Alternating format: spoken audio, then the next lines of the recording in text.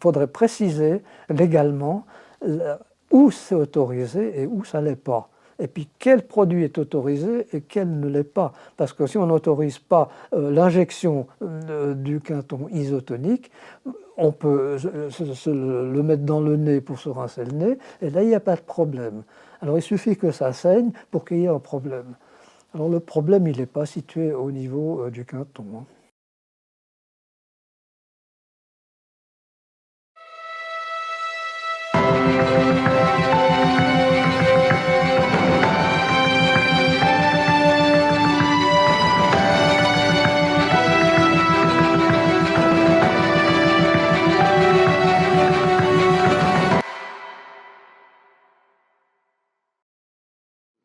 Voilà, alors l'embryologie, donc ce qui va suivre, c'est en fait l'utilisation du plasma de quinton en médecine dentaire. C'est-à-dire que c'est des recherches fondamentales en cabinet pour comprendre l'essence des produits qu'on utilise, les produits quinton, et visualiser certains concepts de base. Et ça, c'est intégré dans la médecine dentaire dite holistique, sous le regard de René Quinton que vous avez sur diapositive.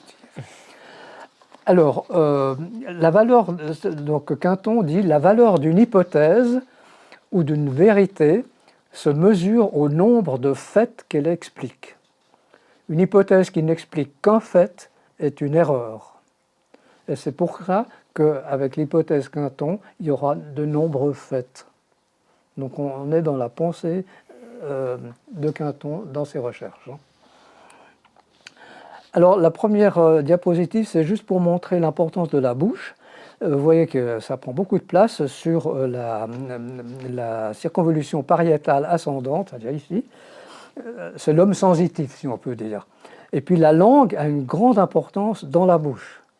Et vous voyez l'image célèbre de l'Albert qui tire la langue, il avait très bien compris cette importance. Donc, on va faire relativement rapidement, il faut simplement retenir comme un film, si vous voulez, une bande dessinée. Alors, vous avez à gauche là, ces deux embryons. C'est dans le premier mois que ça se passe. Donc le premier embryon, une espèce de saucisson, c'est là, donc il va s'invaginer, ça c'est la tête, hein, s'invagine, ça veut dire ça. Et puis entre les deux là, c'est le stomodéum, c'est-à-dire la bouche primitive. Donc ça veut dire que c'est l'ectoderme du cerveau qui s'intègre à l'intérieur. Ça veut dire que la bouche, l'émail, on verra après, fait partie donc du système nerveux central avec d'autres endroits. D'où le rap, parce que en fait c'est l'état qu'on est vis-à-vis de l'extérieur. Le chien, on a compris. Tout de suite, oui, le message est passé là. Oui, ça va vite. Hein. Voilà, alors après vous avez simplement une coupe verticale, c'est juste pour montrer qu'il y a des bourgeons maxillaires et des bourgeons mandibulaire. Ça paraît normal, mais c'est bon à retenir. Entre les deux, il y a une petite bande que vous voyez, qui est une illustration densification cellulaire, en fait, qui se passe de chaque côté de l'espace qu'il y a entre les deux. Donc, de chaque côté, dans le bourgeon maxillaire et dans le bourgeon mandibulaire. Donc, ça, c'est des coulées de RNA, donc c'est-à-dire notre immunité, qui sont, qu'on a pu déterminer, se mettre là, à ce niveau-là aussi. Donc, ce n'est pas anodin que ça vienne là. Alors après, vous avez la petite bande dessinée, là. Donc vous voyez, il y a sur la partie supérieure de la diapo, ça, il y a une petite bosse, ensuite ça vient une masse, ensuite une cloche. Voilà. Alors si vous regardez cette cloche, il y a une petite ligne qui la rejoint avec l'intérieur de la bouche qu'on a montré tout à l'heure. Ça, c'est la membrane, donc c'est une lame dentaire, donc qui rejoint, c'est la continuité de l'information en fait. Hein. Et puis sur les deux que vous avez à gauche, en bas, vous voyez que les flèches rouges indiquent, ça devient pointillé, on appelle ça une apoptose, c'est-à-dire que c'est la mort pour revivre, si on peut dire, mais ça permet l'identification propre de la dent. Elle va se développer par elle-même, indépendamment de la muqueuse. Donc ça se passe sur toutes les dents. Et juste à droite, c'est le truc le plus important pour le quinton isotonique, vous voyez cette forme en pince, si vous voulez, et au milieu, il y a plein de petites cellules qui sont donc des cellules, il y a on appelle ça des histodiférenciations, c'est-à-dire qu'on voit que c'est plus les mêmes que les autres. Et petit à petit, quand il y a une perte de la lame dentaire, ça devient une cytodiférenciation, c'est-à-dire que ça va donner des cellules particulières, des tissus particuliers. Ce tissu-là, qui est au centre du germe, c'est la papille dentaire, la future papille mésenchymateuse. Et ça, c'est baigné du milieu intérieur. Et voilà. Donc, si on se représente que la dent, ça commence par ça, donc on comprend à quoi sert le plasma de Quinton quand on le prend. Donc ça va aller là y compris.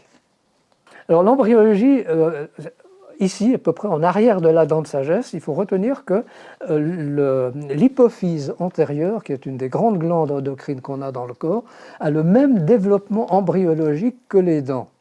C'est-à-dire, si vous voyez sur la diapo de l'hypophyse, on a ce balancement, et puis ensuite vous voyez les petites particules orangées qui rentrent, etc. C'est exactement comme on a vu pour la dent, apoptose, ça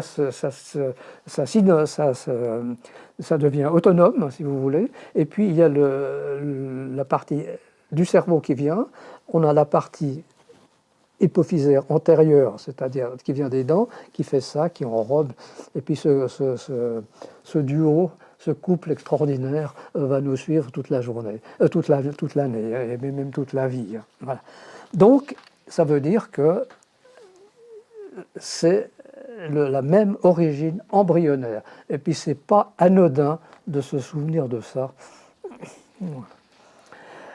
Après, vous avez, simplement pour rappeler, surtout c'est celui de gauche, vous avez, c'est marqué stomodeum, donc stomodeum c'est la bouche primitive, de ce qu'on a vu tout à l'heure, et puis vous avez une flèche orange qui indique prolongement maxillaire, une petite bosse là, et puis en dessous un trait noir où c'est marqué arc branchial, premier arc branchial. C'est entre ces deux que ça va se passer la bouche.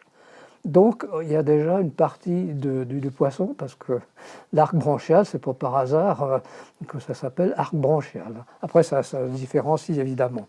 Et puis, vous avez déjà la première différenciation sur la droite, vous avez la thyroïde, les poumons, etc. Donc, on est dans ce carrefour-là. Donc, évidemment que ça pose des problèmes, des questions, on va dire, plus que des problèmes. Ça dépend comment on répond à la question. Si on répond mal, on a un problème. Si on répond bien, on n'a pas de problème. On n'a plus que la résolution de la question. Bon, alors je vais lire Quinton, parce que c'est quand même le chef. À propos de la loi de constance originelle, donc par rapport aux images que vous venez de voir, les faits nouveaux qu'elle donnait à prévoir. L'invraisemblable de ces faits dans l'état présent de nos connaissances et leur réalité établie par l'expérimentation. Donc nous, on a suivi la réalité par l'expérimentation. Donc juste là-dedans, vous voyez l'allure qu'elle a, donc vous avez l'extérieur, vous pouvez regarder sur la diapo, vous pouvez même faire un arrêt sur image si vous voulez, pour mieux la comprendre, on ne va pas rester dedans. La diapo suivante, c'est pour simplement vous montrer que la dégradation de tout ce qu'il y a autour de la dent, c'est-à-dire le sément, l'os alvéolaire et tout ça, ça disparaît dans le temps, l'os maxillaire reste. Donc on perd l'os alvéolaire qui est l'os embryologique qu'on avait avant. Là, j'ai mis des photos de musées archéologiques pour montrer que ce n'est pas nouveau le truc. Hein. Voilà. Plus la civilisation est raffinée, plus on a ce développement-là. Alors, la diapo suivante, c'est simplement, il faut regarder juste les deux radios qui sont là. Parce qu'il y a, comme le sément, il y a beaucoup de cellules souches. Il y en a un qui est le docteur Gunnar Hedden de Karlstad en Suède, qui a créé une voie biologique pour recréer une nouvelle attache. Quand on voit que ça diminue, on va tâcher de la récupérer. Donc ils ont utilisé disons, des muqueuses embryologiques. Évidemment, on ne peut pas utiliser la muqueuse embryologique de l'être humain, ça ne se fait pas. Donc on a utilisé du porc qui est immunologiquement assez proche. Donc il faut une espèce de pâte qu'on instille, j'entends, c'est pas une injection, autour de ces dents-là. Et puis on voit ce qui se passe. Donc vous avez sur la radio que vous avez après, deux dents, donc avec une pointe blanche. C'est bon, on regarde le bout de la pointe blanche parce que ça c'est le niveau de réflexion pour ce qu'on voit. Donc à gauche, vous avez l'os qui est un petit peu en creux, la surface des racines qui est un petit peu moins radio-opaque. Et alors c'était une personne avec quelques dents mobiles, sans pathologie marquée, mais bon, d'un certain âge. Donc détartrage, nettoyé, et puis on fait son travail de parodonte, c'est absolument clair. Et puis on lui a demandé, le confrère, de prendre deux ampoules d'hyper le matin et deux ampoules d'iso l'après-midi. Et elle s'est restée comme ça. Bon, elle revient au bout de, vous voyez, ça fait une année. Et on refait la radio, et vous voyez qu'il y a une restructuration autour de la dent qui a la pointe blanche, et puis l'autre aussi. Donc c'était simplement, c'est donc paire-os, avec les ampoules. Donc grâce à l'eau hypertonique le matin et l'eau isotonique l'après-midi, il y aurait eu une amélioration du coup au niveau de la gencive ou de l'os. Alors l'os, la gencive, la surface de la racine, ça s'appelle le parodonte, ce qui est autour de la dent, c'est le truc embryologique si vous voulez. Donc là il y a des cellules souches. Et puis alors ça redonne du punch, si on peut dire, aux cellules souches qui restent pour refaire tout ça. Mais il faut quand même une hygiène correcte, ça c'est clair. Donc les gens qui ne se brossent pas les dents, c'est pas la peine on ne discute pas, quoi. Ça paraît plutôt évident. Voilà. Donc c'est juste pour retenir ça. Donc il y a des labos qui chauffent les ampoules, et puis d'autres qui ne chauffent pas. Donc le Quinton ne chauffe pas. Il faut que ça soit clair. Donc, Francisco Coll, donc c'est sur mandat du Quinton Espagne que j'ai fait l'étude qui suit. Ça a apparu dans le site en 2012. Donc il y avait, comme il appelait frio, c'est-à-dire à 4 degrés. Ensuite, c'est chauffé à 70 degrés. C'est chauffé ensuite, c'est-à-dire que c'est chaque lot, si vous voulez, un lot à 140 degrés. C'est 20 minutes, c'est tout four, hein, tout bêtement, et puis refroidi à 4 degrés pour voir si en refroidissant, on pouvait retrouvé les qualités de l'eau originale. Donc ça aurait permis de chauffer tout en gardant les qualités de départ. Donc on a fait ça avec le bioscope, qui est un instrument pour mesurer l'eau. Je passe les détails. Quand vous dites l'eau, c'est vraiment l'eau en elle-même ou l'ampoule qui permet d'enfermer l'eau? Alors, en fait, les mesures qui ont été faites, c'est comme on a vu tout à l'heure, quand on veut faire des études, que ce soit pour le bioscope, qui est la mesure de l'eau, donc son émission, si vous voulez, au point de vue sonique, hein. On mesure le son et puis ça se transforme en graphique, hein, après. Ça, je vous passe les détails. Oui. Voilà, on met en général dans des petits verres, des petits flacons, on met l'eau et puis on analyse ce que dit l'eau. D'accord, ok, donc c'est pas du tout l'ampoule, c'est vraiment l'eau en elle-même. Oui, alors on peut prendre soit dans l'ampoule, mais c'est plus difficile parce que c'est tellement fin, soit on verse l'ampoule dans des fioles. Mais ces fioles sont toujours les mêmes, ils ont été traités de la même façon, c'est-à-dire qu'on a enlevé tous les polluants possibles et imaginables. Donc on a deux, voilà. Mais on mesure ça comme ça. Donc c'est in vitro, je veux dire. In vitro, voilà, parfaitement. Dans l'eau. Hein. Donc on obtient le résultat que vous voyez avec donc le première diapo, les ondes, c'est simplement des ondes soniques pour ceux qui veulent être sûrs que c'est bien des ondes soniques. Hein. C'est des ondes à peu près carrées. Hein. Et puis vous avez après des histogrammes. Alors le premier A, c'est donc frio. Donc ça, c'est la phase. Hein, donc ça veut dire qu'il y a une bonne diffusion du produit en question. L'amplitude, en fait, on va dire. Et puis, c'est assez marqué. Là. Bon. On constate, hein, c'est tout, on ne fait pas de commentaires. On se dit, tiens, bon. Quand on chauffe à 70 degrés, vous êtes en B, donc il y a une inversion de phase qui est petite. À 120 degrés, l'inversion est plus grande. Donc on dégrade complètement ce qu'on a fait au début. Et à 4 degrés, on a quand même la surprise de voir un tout petit peu qui revient au-dessus. Donc effectivement, ça aide, mais par contre, quand on compare avec le premier histogramme, c'est un peu minable. Alors pourquoi le faire? C'est l'électrophotonique de Kirlian, c'est-à-dire on appelle ça donc les photo-Kirlian, quoi.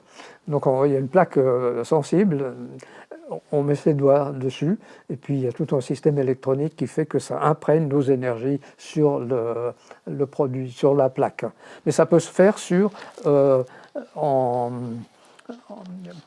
grâce à l'ordinateur. On verra pourquoi. C'est un ordinateur qui est là. Ça doit être fait en milieu sombre. D'accord. Donc, pas de lumière. C'est hors la lumière. Okay. Comment ça ne fonctionne pas. Donc on ne voit rien. Donc il y a beaucoup de gens qui ont fait ces études qui n'ont rien vu. Parce que ça doit être dans la nuit. Donc là, la nuit, on se débrouille, quoi.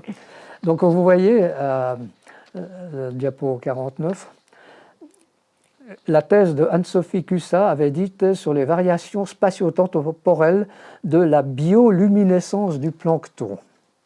C'est ce qu'elle avait présenté en 2004. Alors à gauche, vous voyez une ampoule de Quinton isotonique avec la sonde en plaque contre l'ampoule. Là c'est une autre, on n'est plus comme avant. Hein. On a l'ampoule, on plaque, donc ça crée une décharge électrique, et puis on voit ce qui se passe. Absolument.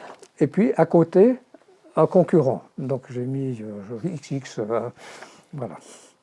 Alors le concurrent, il chauffe à 65 degrés. Donc vous voyez, il n'y a pas de bioluminescence. Voilà. Donc ça veut dire qu'il y a quelque chose qui se passe dans le Quinton. Et là, encore une fois, excusez-moi, oui, j'en prie. On parle toujours de l'eau, on ne parle pas du fait de fermer l'ampoule sur son extrémité. Non, alors la fermeture de l'ampoule, c'est toute une histoire. Hein.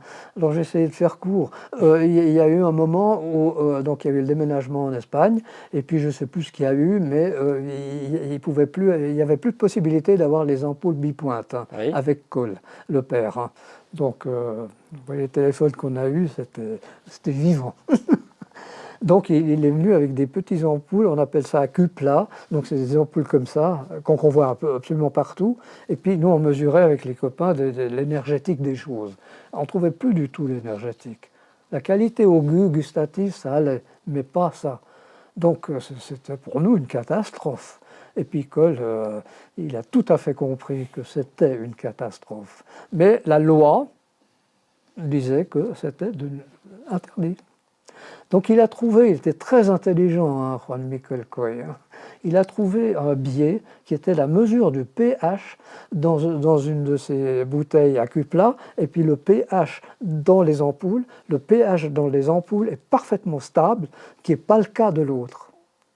Alors ça, c'est un argument choc, on peut dire. Ça a tellement choqué les autorités qu'il a été réautorisé à faire des bipointes. D'accord, ok. Donc ouais, là c'est vraiment quelque chose à part entière des ampoules, on parle encore une fois que de l'eau. Oui. Je préfère remettre les choses dans leur contexte parce que sinon le public qui ne connaît pas forcément bien le sujet va être un peu perdu. Oui, oui, c'est les ampoules là. Ok.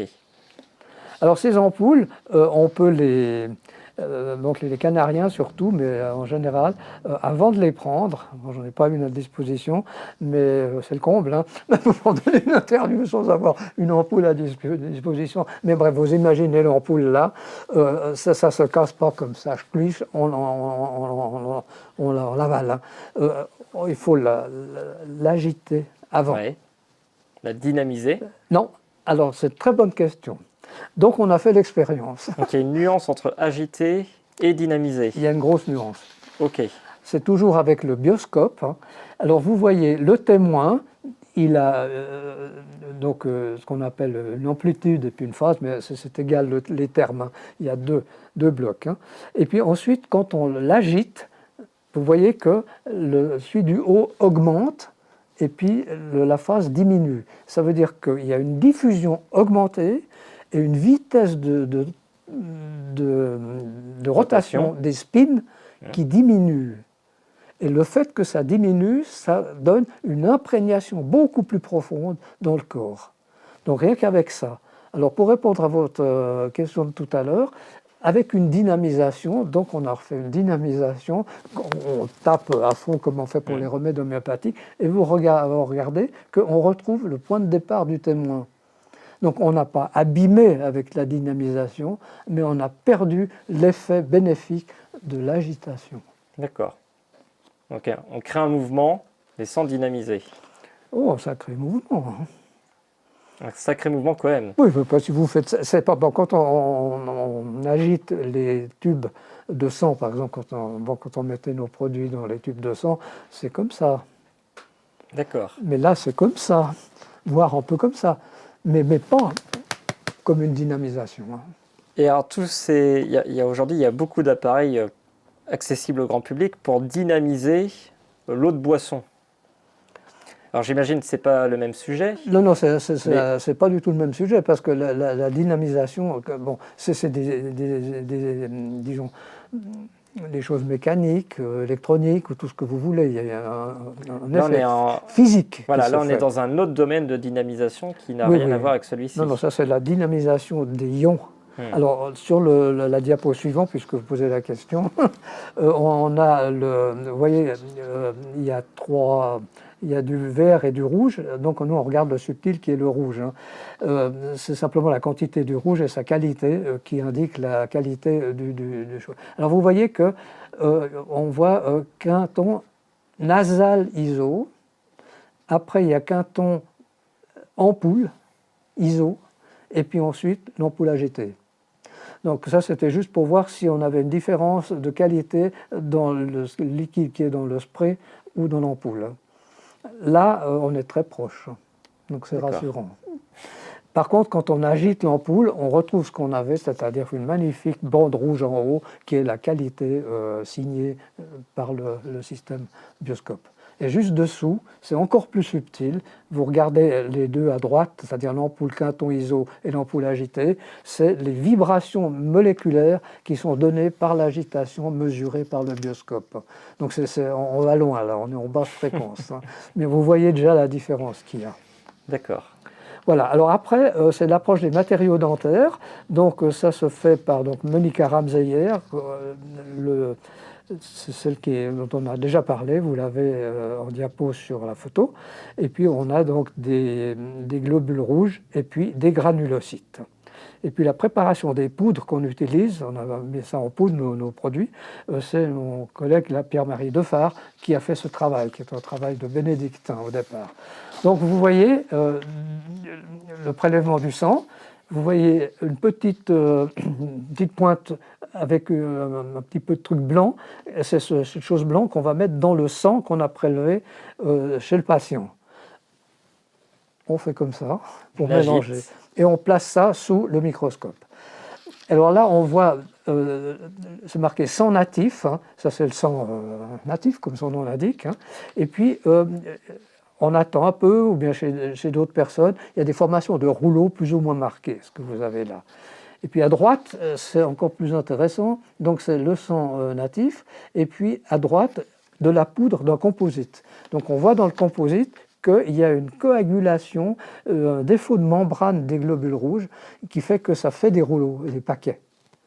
Dessous, on a un autre produit qui est moins agressif, si vous voulez, qui est un produit minéral qu'on met pour protéger la dentine avant de mettre l'obturation. Il donne ça, donc c'est pas génial, mais par rapport à du composite, on a quelque chose qui frise l'acceptable.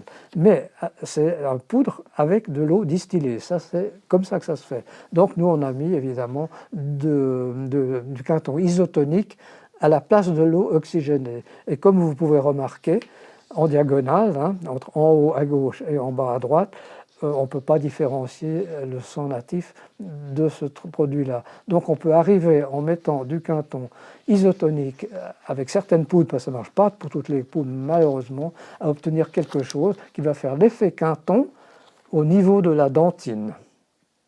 avant de mettre l'obturation. Ensuite, on a fait plus simple, on a pris des morceaux de produits qu'on a mis directement dans le sang, sans passer, voilà. On a exactement la même chose.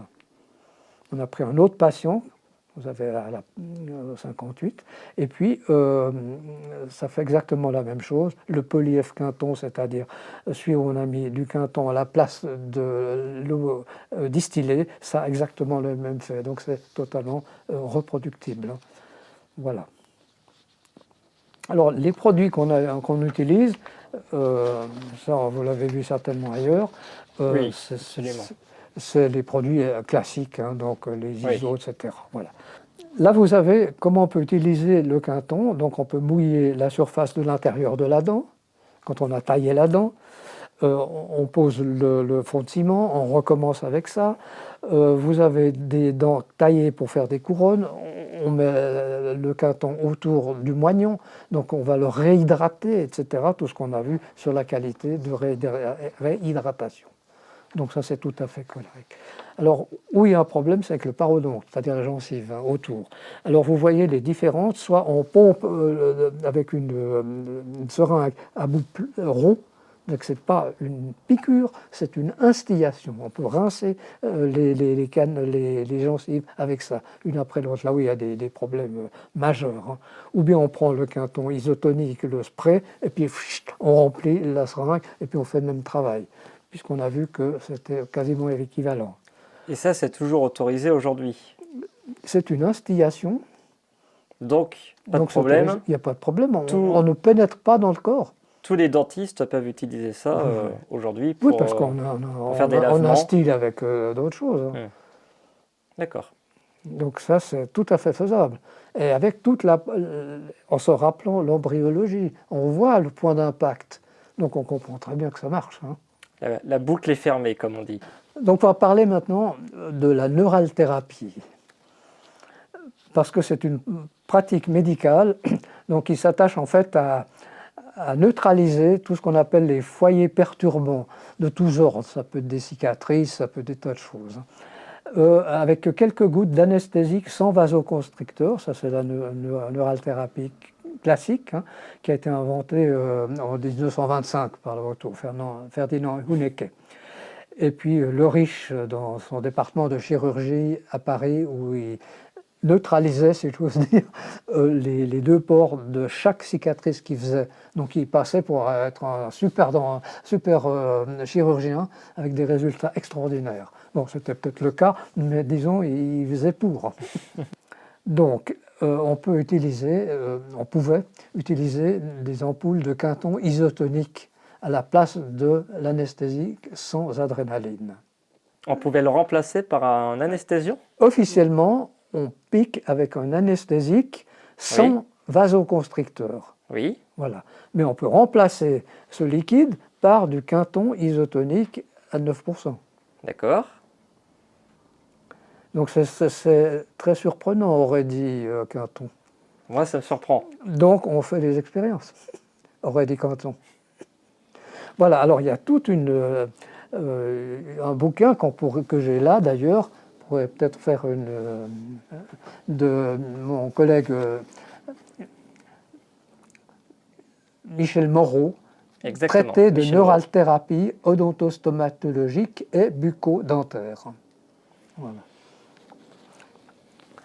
Alors, on parle de neuralthérapie, on ne parle pas de mésothérapie, qui est la technique de Pistor, où on met quelques médicaments à faible dose au même endroit, ni, avec tout le respect que j'ai, mais parce que ce n'est pas le sujet, de l'hydrotomie percutanée, qui est une technique médicale qui est plus récente, et dont vous avez connaissance avec ce qu'a fait Dr Gay, Épineuse et puis Reliquet.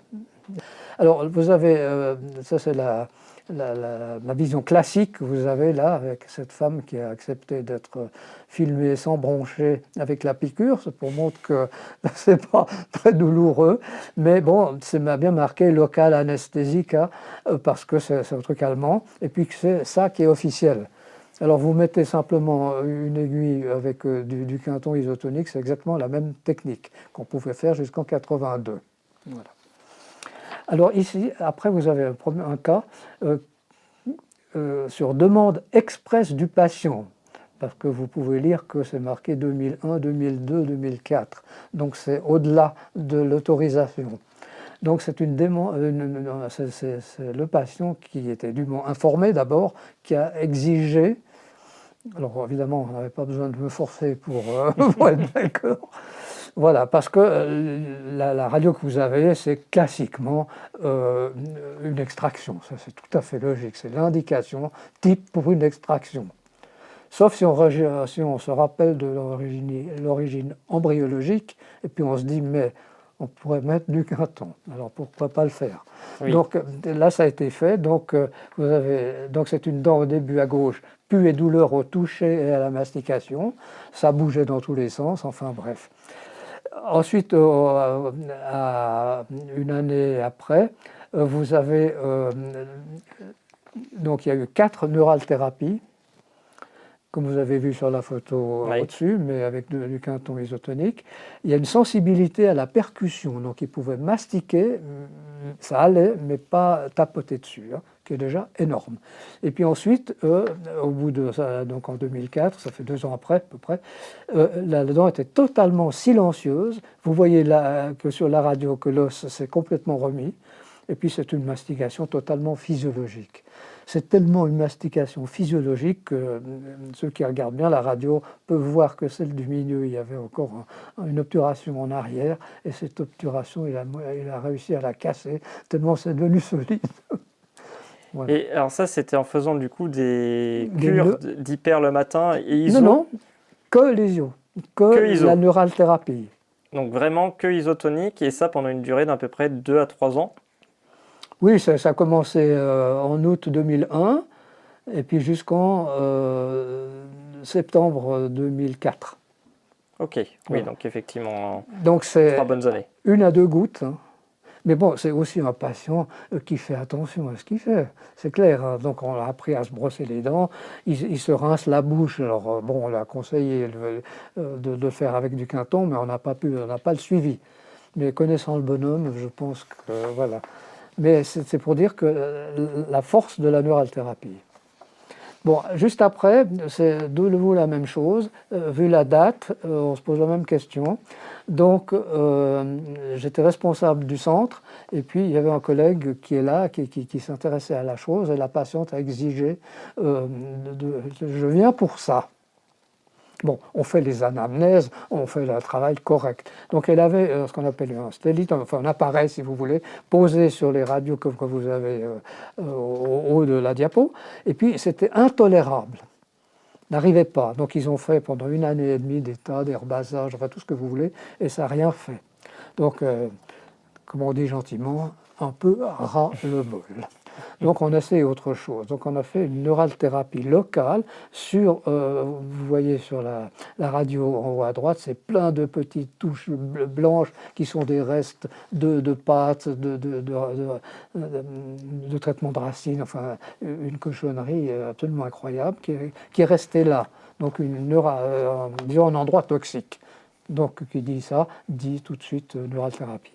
Bon, alors vous avez après, au bout d'un certain temps, la flèche rouge indique que vous voyez, on ne les voit presque plus, ces choses-là. Et là, la prothèse est devenue tout à fait tolérable. Ce qu'il faut savoir, c'est qu'on n'a rien fait à cette prothèse. On n'a pas touché. On ne pensait pas, mais comme ça allait mieux, on ne voyait pas pourquoi il fallait tout recommencer. Et puis quelques années après, en contrôle. Donc avec la neuralthérapie, c'est quelque chose d'assez exceptionnel. On peut contrôler donc ce genre de manifestation aussi par les électrophotoniques, c'est-à-dire les kirlians. On met le kirlian, on fait avant, après, etc. Enfin, il y a des tas de possibilités. Hein. Donc, c'est juste pour information. Il y a d'autres possibilités de voir ça. Alors maintenant, il s'agit, le dernier acte, si j'ose dire, on était toujours le même groupe. On a décidé de prendre du Quinton isotonique, 2 ampoules isotoniques à la fois, en se disant on veut être sûr de voir quelque chose. Ça, c'est comme ça, on est comme on est. Donc c'est per os et au moment même, c'est-à-dire qu'on fait un essai avant, on prend le truc et à peu près une demi-heure après, on regarde ce qui se passe. Bon, là, il n'y en a que 2 parce que c'est assez compliqué. Alors, la première patiente, vous voyez, c'est les mesures qu'on a déjà vues, donc avec l'AMSAT. Elle est toute bleue, hein, donc ça ne va pas fort, quoi, en gros. Et c'est marqué image ciblée. Alors, ciblée, c'est un truc électronique qui prend ce qui va le plus mal dans le mal. Et ça correspond, la jambe et puis ici, le plexus, c'est-à-dire des symptômes qu'elle disait, elle, ressentir comme mal, quoi. Donc la clinique, en fait, est ressortie avec cette mesure-là. Donc ce qui est intéressant, c'est qu'après les 20 millilitres, donc, elle est toujours bleue, mais l'image ciblée, on n'a plus que la région du foie. Donc, bon, ça se traite aussi le foie, mais bon, il y a quelque chose qui se passe. Donc, ce qui est rigolo, c'est de voir en microscopie à fond noir. Donc, vous avez en haut à gauche ce qui se passe. Il y a quelques activités des granulocytes, ce qui veut dire que la beau être bleue, il se passe quand même quelque chose d'intéressant. Et puis, il y a surtout dans le sang des choses qui se passent de manière très curieuse. C'est des espèces on appelle ça des formes tubulaires qu'on voit régulièrement chez certaines personnes, que vous avez en haut à droite. Et puis en bas à gauche, vous avez une grande masse qui ressemble à un Père Noël avec sa hotte qui perd des petits morceaux blancs comme s'il perdait les cadeaux en cours de route, hein. Et puis à droite, vous avez, c'est toujours le sens de la même personne, évidemment, des granulocytes qui sont en train de phagocyter ces petits cristaux. Donc on a des granulocytes qui bougent un peu, et puis l'autre qui phagocyte. Donc on est en vrai, donc ça veut dire qu'il y a une stimulation de la lignée blanche, même chez quelqu'un qui apparemment n'a pas de différence énergétique globale. D'accord. C'est pour ça que ça vaut la peine de... Voilà. Alors ensuite, on va prendre un autre cas. Vous voyez 2 personnages sur la diapo, un bleu et un vert. Vous avez sûrement deviné que le bleu c'est avant, et puis le vert, petit homme vert, c'est après. Donc c'est toujours la même chose, donc 2 ampoules, 2 quintons, on attend une demi-heure, isotonique, etc. Donc vous avez la situation à froid. Donc, donc vous avez le granulocyte. Si vous regardez bien sur l'image, il ne bouge pas, comme on avait déjà vu avant. Donc on appelle ça un granulocyte bloqué. 20 minutes après le quinton isotonique, vous voyez, il y en a 2 là, 2 granulocytes, donc on y va. Celui du haut, c'est un érythrocyte. Bon, érythro, ça veut dire rouge, mais c'est sur les plaques. Là, évidemment, c'est en noir et blanc, donc il reste blanc. Mais c'est lui qui fait aussi un gros travail de phagocytose. Et puis l'autre qui se balade dessous. Donc ça, c'est une demi-heure après 20 millilitres de quinton isotonique Péros. Donc là, il a extrêmement bien réagi. Et puis pour terminer, il y a un granulocyte toujours du même patient, qui est dopé, on va dire, et qui est particulièrement actif. En fait, ce granulocyte, Marie-Josée, Monica Rabzeyer et moi, c'est resté notre mascotte. Alors moi, j'ai encore une petite question pour vous avant de terminer cette interview. Quel avenir imaginez-vous pour l'utilisation de l'eau de René Quinton? En règle générale, je dirais.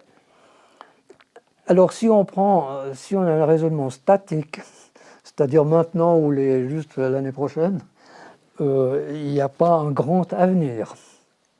Mais si on se porte du point de vue dynamique, hein, c'est-à-dire de tout l'enseignement qu'on peut, à commencer par ce que vous faites, hein, parenthèse, et puis de bien motiver les confrères aussi. Donc on a une association qui malheureusement, elle s'est arrêtée, mais où on essaye de montrer par des conférences, etc., l'intérêt de ce quinton isotonique. Bon, moi j'utilise ma profession parce que je peux répondre aux questions sur ma profession, mais pas en général. Je ne touche pas à la médecine, un peu à disons, la naturopathie, mais pas trop. Alors qu'on sait que si on traite le milieu intérieur, en fait, on traite tout. Alors, c'est l'information, la formation, et oser le faire. Parce qu'il y a des gens qui viennent dans les cours, qui prennent ça pour eux, ils se portent très très bien, mais ils ne l'utilisent pas avec les patients.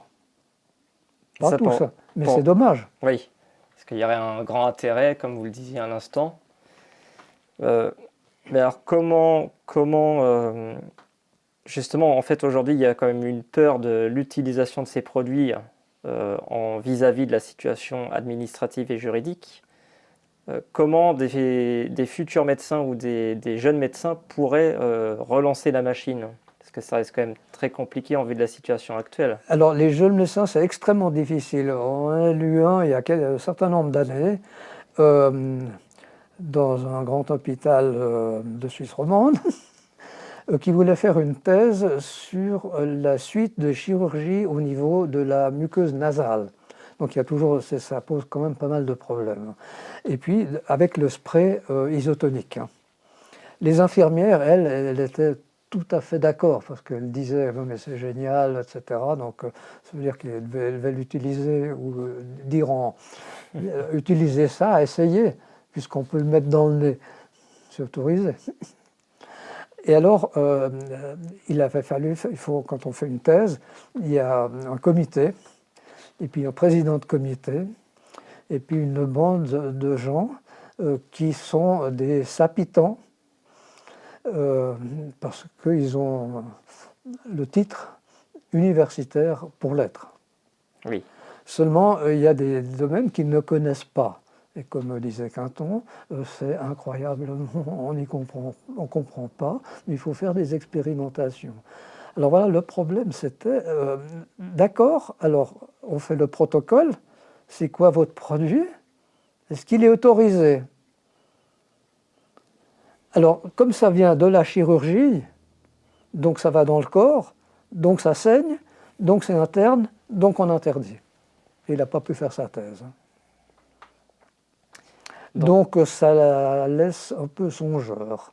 Mais on peut espérer, dans un avenir plus éclairé, qu'il puisse y avoir des thèses, mais en discutant avec des trucs simples pour montrer que ça fonctionne. Ça ne veut pas dire qu'ils acceptent la thèse. De toute façon, ils accepteront ce qui est dit dans la thèse, pas parce que ça a été dit par la personne, mais ils ne vont pas couvrir, si vous voulez, la thèse en question. Donc c'est assez délicat, je dirais. Mais il faudrait préciser, disons juridiquement, en fait, légalement, où c'est autorisé et où ça ne l'est pas.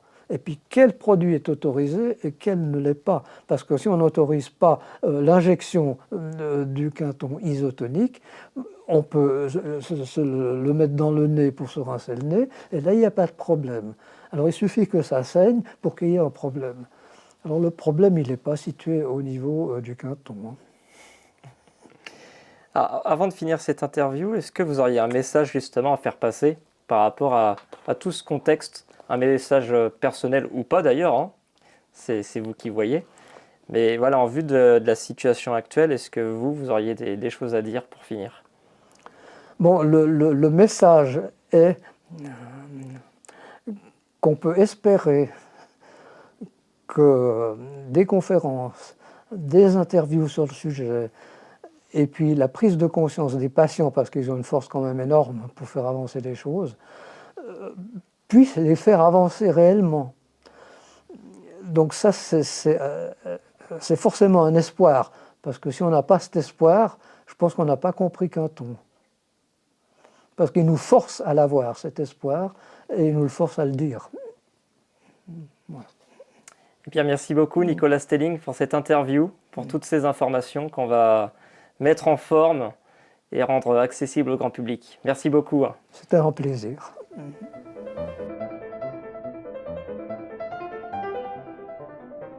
La thérapie marine et l'eau de René Quinton sont des techniques de nutrition du corps qui visent à rétablir l'équilibre et la vitalité de l'organisme. De nombreux témoignages attestent des bienfaits de cette thérapie sur diverses pathologies et troubles de la santé.